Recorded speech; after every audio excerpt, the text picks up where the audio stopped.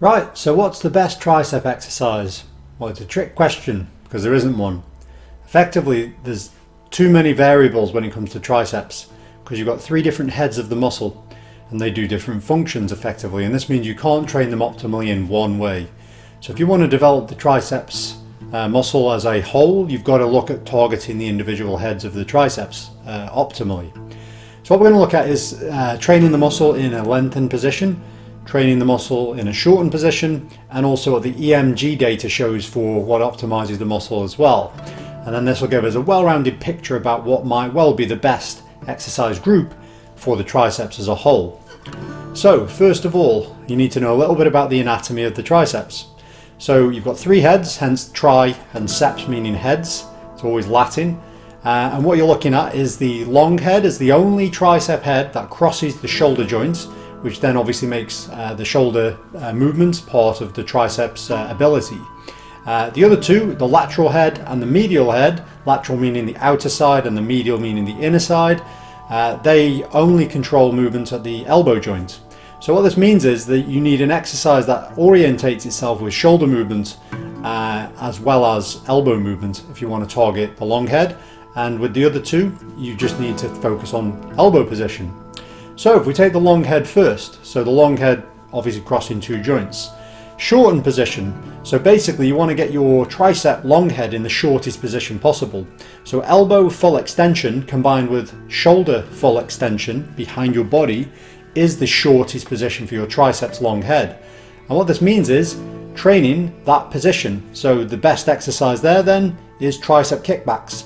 So basically you can use cable in front or exercise bands. You can use dumbbells by leaning forwards or over the edge of a bench, but effectively you want to make sure that them elbows are really far out behind, and then you kick back with the elbow movement there. So you're in that shortened position maximally. Then you also want to train a lengthened position. So lengthened position is the opposite direction. So basically in full shoulder flexion, and again working on straightening out that elbow in that position. So that would be overhead work. So overhead tricep extensions.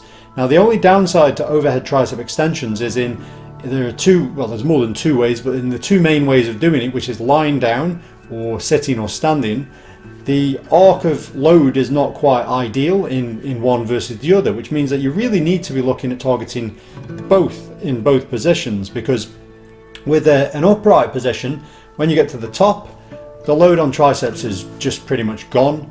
Obviously towards the bottom, or at least down to where your elbows, your forearms are at 90 degrees, or at least horizontal with the floor, parallel with the floor, maximal load on the triceps is going to be there in that lengthened position. So, but the reverse is true if you were to lie down. So you're lying down on the bench, face up, you're going to get maximal tension in the straight position of the elbow above head, which is the opposite to the other way around. So to get the best of both, you could do that. You could try mucking around with exercise bands combined with weights, but it is a bit awkward because you're in a very stretched position there, which can make it difficult to set up and get in position for. So yeah, doing both of them is a good way. So that's the long head then. So long head, you're looking at shortened position, which is kickbacks, and then you're looking at lengthened position, which is overhead extensions, which can be done sitting or standing as one, and also doing a lying version as well. So now you're looking at the medial head and the lateral head. Now this doesn't involve the shoulder position, does make no difference at all. So basically looking at doing a push down. Now the EMG data is what's more interesting here. They found that using a rope tricep push down gained better medial head recruitment, and doing a straight bar or a slightly bent bar push down got better lateral head EMG data, or EMG activation.